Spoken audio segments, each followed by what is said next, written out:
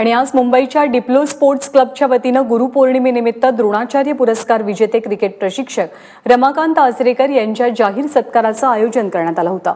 यावेळी आचरेकर सरांचं औक्षण करून त्यांच्या शिष्यांच्या हस्ते त्यांचा सत्कार झाला।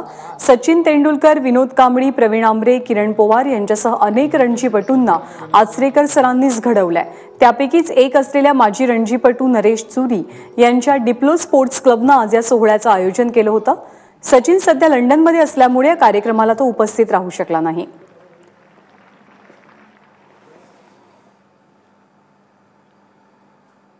दरम्यान आचरेकर सरांच्या सन्मान सोहळ्यात त्यांचे शिष्य आणि भारताचे माजी फलंदाज प्रवीण आमरेही उपस्थित होते। त्यांनी काय प्रतिक्रिया दिली, आपल्या कशा भावना व्यक्त केल्यात आपण पाहूया। सरांशी नेहमीच आपण मॅचच्या आधी बोलायचो। त्यांचं एकच वाक्य मला आजही आठवतंय आणि ते म्हणजे be top of the ball. मला वाटतं हा जो मंत्र होता मला त्या बाउन्सी बीचवरती नक्कीच कामाला आला।